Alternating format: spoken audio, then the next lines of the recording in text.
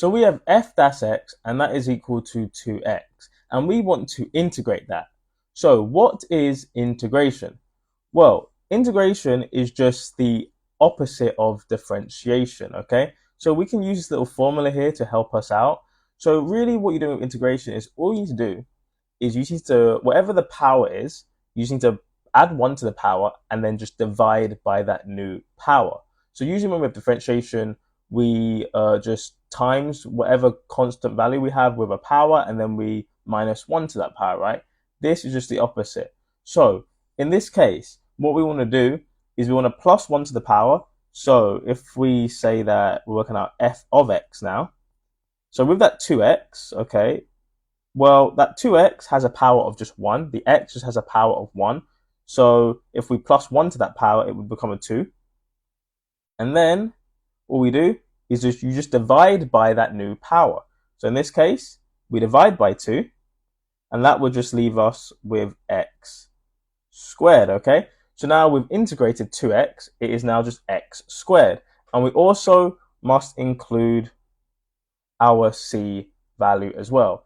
Now, our c value, that is just our constant value. The reason why we have that is because when we differentiate a constant, right, it just becomes a 0. It becomes nothing. So there could have been a constant value there. For example, let's say now we're going to differentiate, right? So let's say we want to differentiate x squared, just to show you that it's the opposite. If we were to differentiate, let's say x squared plus 5, okay? If we were to differentiate this, well, therefore, that would be just a 2x. Now, again, we could have a x squared plus 147. Again, it would simply just be a 2x. Therefore, that's why we include the constant, because we could have had a constant value there. But so when we're integrating and it's not defined, we want to add that constant because there could have been a constant value there. So you always must include c. Okay, so now we're going to integrate this one here. We have 4x squared plus 6, and we're going to integrate that with respect to x. So again, what we're going to do is we're going to plus 1 to the power. So in this case, we get a 4x to the 3. And then we'll just divide by that new power. So it becomes 4 over 3 x cubed. And then for the 6, well, we don't have an x value there. So in this case, when you're integrating and you just have a constant value like this, you just add the x. So it just becomes 6x. And if you think about it, well, if we had 6x and we was going to differentiate it, we'd just be left with 6. So if we have 6 and want to integrate it, then it would be 6x. So always remember they are opposites. Differentiation and integration are just opposites.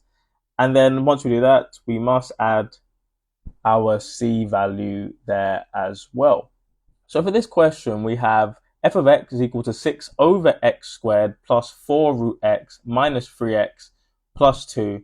And we need to find the integral of f of x. So we need to integrate that.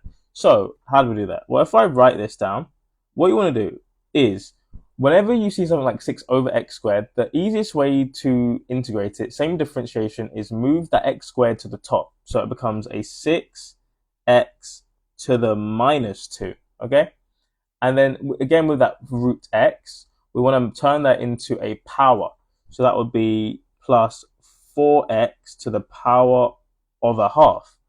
And then we just have that minus 3x plus 2.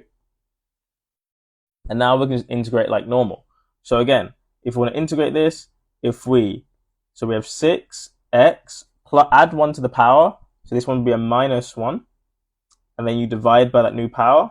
So minus 1. For this one, again, you want to add 1 to the power. So you get a 4x to the power of 3 over 2. And then you want to divide by that power. So divide by 3 over 2. And then for this one, again, add 1 to the power. So it becomes 3x squared. And then you divide by that new power. So it becomes a 2. And then plus, as we learned before, that'll become a 2x.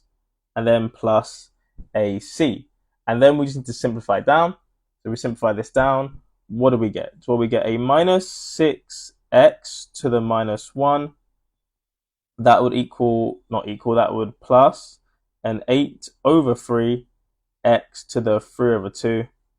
And then that stays the same. So we get a minus 3 over 2 x squared plus 2x plus c. Okay? So for this question, we need to integrate p over 2x squared plus pq with respect to x. And it tells us that that equals 2 over x plus 10x plus c.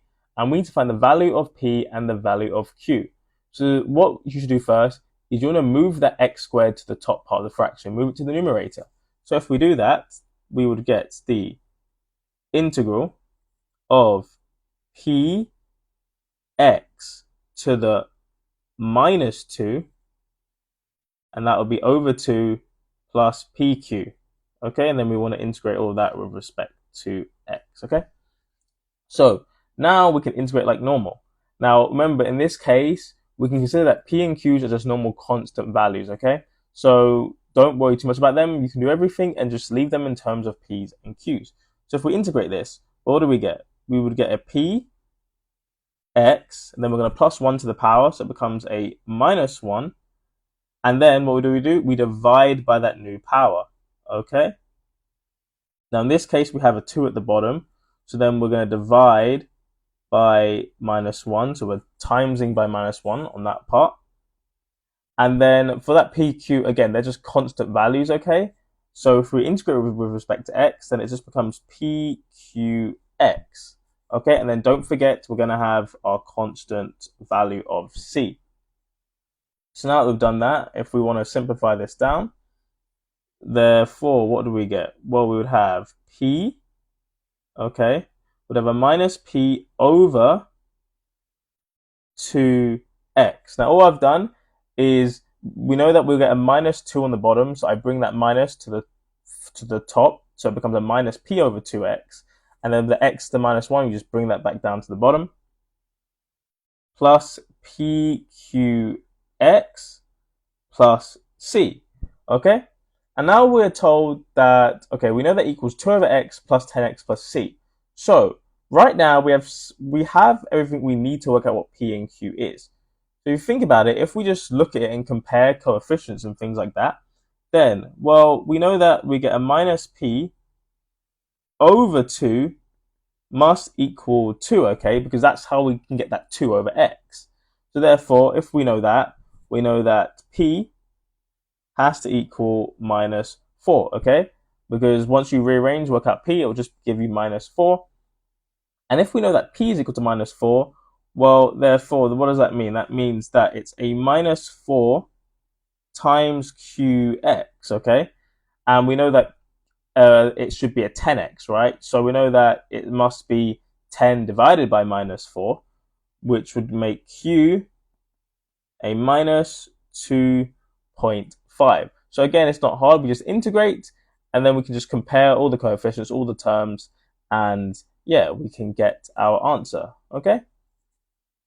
And that will be it for this quick video on integration. In the next video, we'll go over how to work out the area under a curve. So I hope you enjoyed this video. If you want to see some other videos maybe on differentiation, I'll leave a link in this video right now. So if you want to, please feel free to click on them. But yeah, I hope you enjoyed this video, and I will see you soon.